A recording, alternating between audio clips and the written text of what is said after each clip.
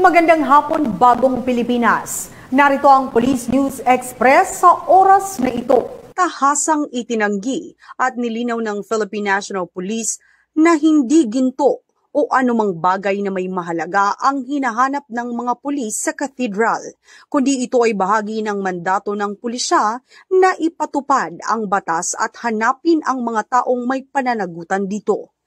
Lahat ng ginagawa nila ay naaayon sa kautosang legal na naglalayong magtaguyod ng kaayusan at katahimikan sa lugar. Hindi po ginto o anumang material na may halaga ang hinahanap ng PNP sa loob ng katedral.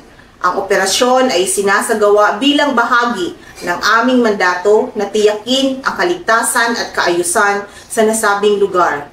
Ang pahayag ng KOJC na baka ginto ang hinahanap ay isang maling akusasyon na naglalayong sirain ang kredibilidad ng operasyon ng PNP.